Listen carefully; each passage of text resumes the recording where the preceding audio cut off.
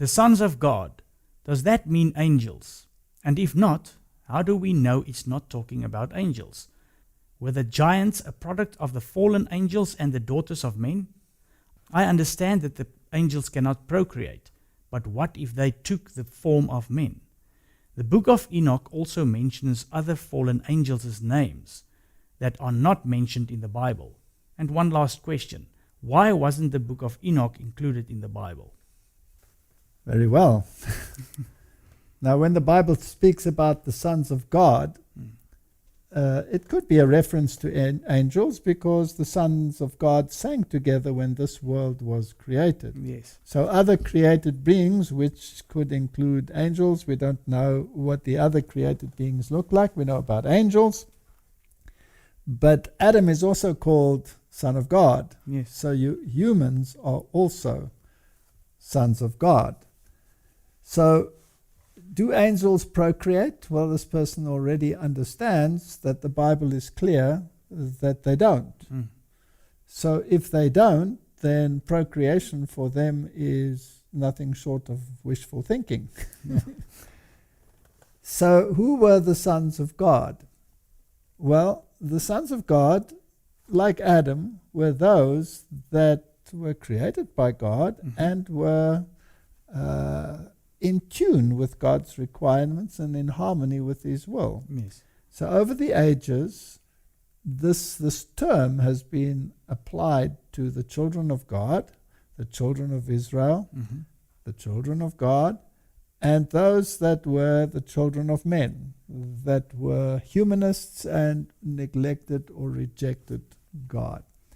So when the sons of God saw that the daughters of men were beautiful, and then intermarried with them, that means that those who were in the faith intermarried with those that were not in the faith, and the result you can see in the world today.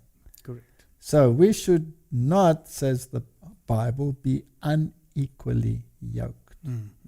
It is not a wise decision, and it is a tumultuous relationship when people are unequally yoked. Yes. So the sons of God were the offspring from the line of Adam that remained faithful, and the children of men were the offspring of Cain and those that did not remain faithful, and eventually they intermingled, especially, of course, because the daughters of Cain made sure that they looked especially delightful, and therefore these things started to happen. Now, the word giants is Nephilim, and it is sometimes translated giants, Yes. and sometimes it is translated to refer to apostates.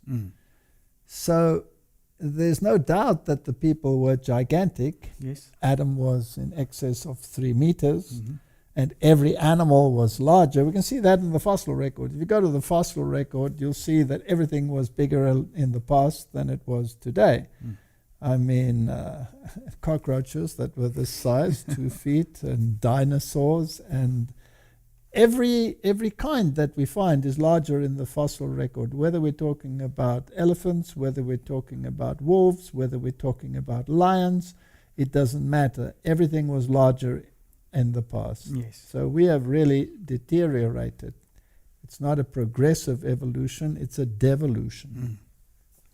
So there's no doubt that the people were very large, and the Bible gives some dimensions, even of the Canaanite kings, how large their beds were, for example. I mean, these people were huge, right? Yeah. They would probably not even fit into this building without ducking their heads. So yes, there were giants, but there were also apostates. Yeah. And these apostates were the ones that eventually led to the corruption of the entire race. So the sons of God are those that followed God, the daughters of men, and the sons of men were those that didn't. They intermingled. The rest is history. There came a flood. The other question is, why was the book of Enoch not put into the canon? Well, all the apocryphal books appeared between 300 and 400 years after the close of the canon. Okay. Both in the case of the New Testament and in the case of the Old Testament. Okay. So the canon was closed, basically. So why would you add a book? And then there are certain portions in the book of Enoch which do not harmonize with the canon. Mm-hmm.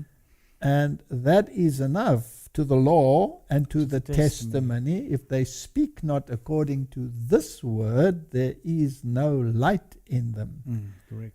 And mingling truth and error Mm-hmm. is not something that is conducive to good doctrine. No.